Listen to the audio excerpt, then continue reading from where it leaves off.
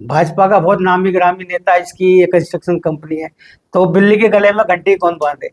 और खास तौर पर मनोहर लाल जी का एक इतिहास रहा है कि उन्होंने जो भी प्रोजेक्ट छोड़ा, आगे दौड़ पीछे छोड़ का काम रहा, चाहे भले ही करनाल कितने प्रोजेक्ट रहे हों। करनाल में फ्लाईओवर जो बनाया था, कहते हैं ना कि आसमान से आफत गिर पड़ी उनके ऊपर। तो लोग धूल फांक रहे हैं, चारों तरफ धूल ही धूल नजर आ रही है। पिलर का साइज है वो काफी पतला है, क्योंकि काफी वाहन उसके ऊपर से गुजरेंगे, काफी उसके ऊपर बोझ होगा।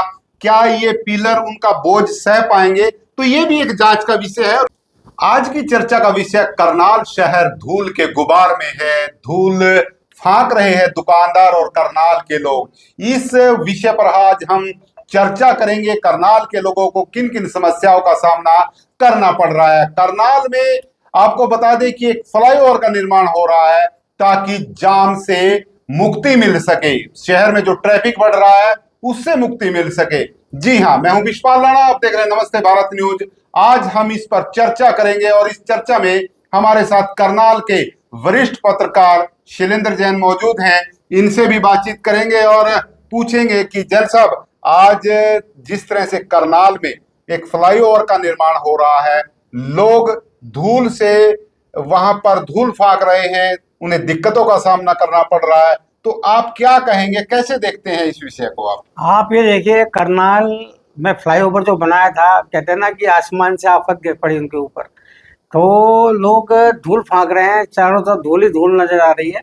और जिस तरह से चरणबद्ध तरीके से फ्लाईओवर को बनना चाहिए था, वो नहीं बन रहा है। उन्होंने सभी जगह काम छेड़ रखा है, चाहे भले ही जीटी रोड, पुराने जीटी रोड के आसपास का क्षेत्र हो, चाहे भले ही कर्णगेट मार्केट के सामने का क्षेत्र हो, भले ही बस स्टैंड के सामने का क्षेत्र हो, या फिर मुगल कैनाल से पीछे का क्षेत्र हो, सभी जगह काम छेड़ दिया है और पिलर बन रहे हैं, सभी जगह खुदाई हो रही है।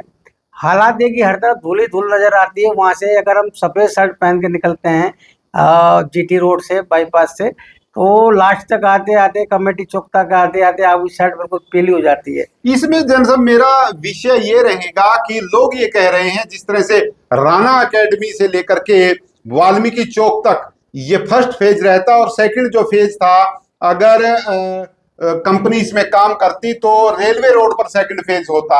लेकिन कंपनी के द्वारा सबसे बड़ी इसमें जो बात जो कही जा रही है वो ये है कि बस स्टैंड की तरफ जो है सेकंड फेज मोड़ दिया गया, जिसके चलते लोगों को काफी समस्याओं का सामना वहां पर करना पड़ रहा है। वहां पर यातायात प्रभावित हो रहा है, यातायात को निकालने के लिए दूसरे मार्गों का प्रयोग हो रहा है, जिसके चलते वहां पर भीड़ बढ़ रही है। तो यहाँ पर जनप्रतिनिधियों की बात करें तो जगमोहन आनंद एक्टिव नजर आते हैं, लेकिन 2-3 दिन के बाद जो है फिर से जो कंपनी के लोग हैं, जो वहां पर एजेंसी जो काम कर रही है, उसी ढर्रे पर आ जाती है। वहां पर पानी नहीं छिड़का जाता, जिसके चलते धूल वहां पर उड़ती है। दुकानदार परेशान है, राहगीर परेशान है, जो लोग बाजार में सामान खरीदने के लिए आते हैं वो परेशान है। तो ये सबसे बड़ी समस्या इस समय नजर आ रही है।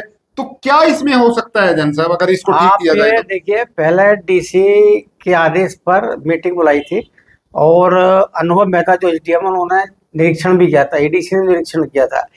लेकिन उसके बाद क्या हुआ, 2-3 दिन तक पानी का छिड़काव किया उन्होंने, थोड़ा ठीक ठाक चला। उसके बाद फिर पानी का छिड़काव खत्म कर दिया, बंद कर दिया। अब हालात है कि वहां से निकलो, धूल ही धूल नजर आती है और कई बार तो दिखाई नहीं देता, कारें वहां से नहीं निकल पाती, स्कूटर दुपहिया वाहन नहीं निकल पाते। आप ये देखिए, पिलर तो बना दिए, अब कई जगह ऐसा हो गया पिलर गलत हो गए। पिलर भी पतले साइज के, पिलर इतने बड़े बढ़िया साइज के नहीं तो होना चाहिए पिलर भी। देखिए, वैसे तो हम टेक्निकल व्यक्ति नहीं है, हम अगर कोई इंजीनियर होता, लेकिन इस बारे में कुछ इंजीनियर से ही हमारी बात हुई है। वो सीधे तौर पर कह रहे हैं कि जो पिलर का साइज है वो काफी पतला है, क्योंकि काफी वाहन उसके ऊपर से गुजरेंगे, काफी उसके ऊपर बोझ होगा। क्या ये पिलर उनका बोझ सह पाएंगे, तो ये भी एक जांच का विषय है और इस पर जो है वो बातचीत होनी चाहिए और इसकी जांच होनी चाहिए। इस पर भी सवाल खड़े हो रहे हैं। पिलर पे अभी बस स्टैंड के पीछे 3-4 पिट्स थे, वो दोबारा उनको खोदने पड़े, दोबारा उनकी मरम्मत करनी पड़ी। कई जो लोहे के सरियों का जो स्ट्रक्चर था वो हटाना पड़ा। तो इस तरह तो भगवान भरोसे चल रहा है, इसमें ना तो कोई टेक्निकल राय ली जाए, ना टेक्निकल एक्सपर्ट की टीम आ रही है। वहीं पर ये लोग जिस तरह बना रहे हैं, लोगों को बड़ी परेशानी हो रही है। खास तो जो आसपास घर हैं, जो राणा काटमी हैं और भी जो आसपास घर हैं, उनको सबसे ज्यादा परेशानी हो रही है। अब उन्होंने क्या किया कि वहीं पर बीम बनाने शुरू कर दिए, कि लोगों के घरों के सामने बीम बनाने शुरू कर दिए। इससे लोगों को बड़ी परेशानी हो रही है। और देखा जाए तो धूल के कारण लोगों को टीबी की शिकायत होगी आने वाले टाइम में। जो वहां से लोग गुजरते हैं, कम से कम एक आदमी अगर रोज गुजरता है तो कई किलो धूल उसके सांस के साथ में उसके फेफड़ों में चली जाती है, उसके छाती में चली जाती है। इससे इन्फेक्शन का भी खतरा बढ़ रहा है मतलब लोगों सांस की को। बीमारियां कह सांस की लीजिए या बीमारी, टीबी की बीमारी। जन्म टीबी की जी। बीमारी इससे जन्म लेगी। और कई लोग लपेटे में आएंगे। वैसे तो ह्यूमन राइट कमीशन हुआ या प्रदूषण नियंत्रण विभाग हुआ, छोटी छोटी चीजों पर नोटिस दे देता है, लेकिन आज क्या हो रहा है कि प्रदूषण नियंत्रण विभाग भी सो रहा है। ये बड़ी बात है। जन साहब ने बताया कि प्रदूषण नियंत्रण जो बोर्ड है वो कहीं ना कहीं खामोश है। जिस तरह से फैक्ट्रियों के द्वारा जो धुआं जो बाहर आता है उस पर भी प्रदूषण विभाग खामोश रहता है। छोटी छोटी बातों के लिए नोटिस आ जाते हैं, लेकिन इस तरह से जब कोई कंस्ट्रक्शन का कार्य चलता है तो वहां पर खामोश नजर आता है। और इस तरह की जो लोग हैं वो कहीं ना कहीं अपनी जिम्मेदारी निभाने में पीछे हट रहे हैं। एक बात और मैं आपसे साझा करना चाहूंगा कि ये जो पूर्व में मुख्यमंत्री रहे हैं और वर्तमान में केंद्रीय मंत्री है मनोहर लाल, उनका ये ड्रीम प्रोजेक्ट है। उनके द्वारा ही इस प्रोजेक्ट की संरचना रची गई थी और लोगों ने विरोध भी किया था। उसके बावजूद भी ये जो कार्य है उसको मंजूरी मिली और ये कार्य हो रहा है। लेकिन कहीं ना कहीं जो करनाल के अधिकारी हैं वो कहीं ना कहीं खामोश नजर आ रहे हैं। जो एजेंसी यहाँ पर काम कर रही है वो अपना कार्य सुचारू रूप से नहीं कर रही है। पानी का छिड़काव कुछ दिन के लिए होता है, 2-3 दिन तक अगर कोई वहां पर विधायक जाता है, कोई अधिकारी जाता है, 2-3 दिनों तक वहां पर छिड़काव होता है, उसके बाद कुछ भी वहां पर नजर नहीं आता। तो जन साहब, जैसा मनोहर लाल जी के बारे में मैं बात कर रहा था, उनका ये ड्रीम प्रोजेक्ट है, तो कैसे देखते हैं, क्या ये समय पर पूरा हो पाएगा? सबसे बड़ी चर्चा तो यह भी है कि जो कंस्ट्रक्शन कंपनी है वो बड़े नेता की है। भाजपा का बहुत नामी गिरामी नेता इसकी ये कंस्ट्रक्शन कंपनी है। तो बिल्ली के गले में घंटी कौन बांधे। और खास तौर पर मनोहर लाल जी का एक इतिहास रहा है कि उन्होंने जो भी प्रोजेक्ट छोड़ा, आगे दौड़ पीछे छोड़ का काम रहा, चाहे भले ही करनाल कितने प्रोजेक्ट रहे हों। और मनोहर लाल जी ने खुले तौर पर यह भी कह दिया कि भाई परेशानी तो झेलनी पड़ेगी, अगर आपको कुछ फायदा लेना है तो कुछ दिन की परेशानी है तो झेलनी पड़ेंगी। कुछ दिन तो आपको धूल फांकनी पड़ेगी, कुछ दिन तो आपको बिजनेस अपना चौपट करना पड़ेगा, जब जाके आपको इतना बड़ा ड्रीम प्रोजेक्ट मिलेगा, फ्लाईओवर मिलेगा। कई जगह पर जम्मू कश्मीर से अगर अपन यहाँ आते हैं तो बड़ा फ्लाईओवर बन रहा है वहाँ पे। वहाँ भी देखिए स्टेप बाय स्टेप बन रहा है। एक जगह से बन गया, फिर उन्होंने दूसरी जगह काम छेड़ा, फिर तीसरी जगह काम छेड़ा। मतलब एक जगह बन गया काम, पूरे शहर में रायता नहीं फैला।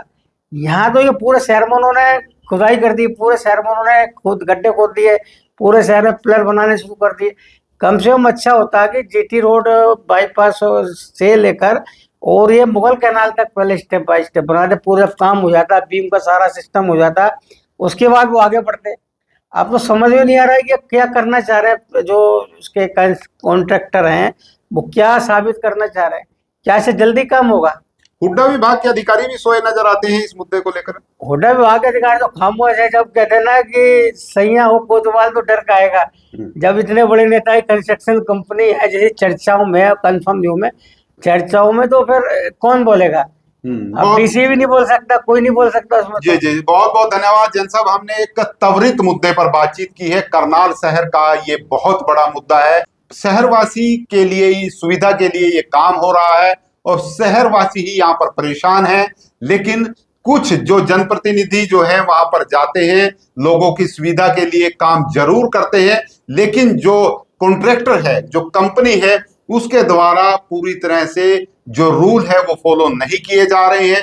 चाहे वो पतले पिलर बनाने की बात हो या वहां पर लोगों को जिस तरह से धूल उड़ रही है उसको कंट्रोल करने की बात हो, या फिर लोगों के लिए जिस तरह से जन साहब ने बताया कि अगर कोई सफेद शर्ट पहनकर वहां से बाइक या एक्टिवा से निकलता है तो दूसरे छोर पर जाता है तो वो सफेद शर्ट काली हो जाती है। तो विभिन्न तरह के मुद्दे हैं। दुकानदारों की परेशानी है, लोगों की परेशानी है।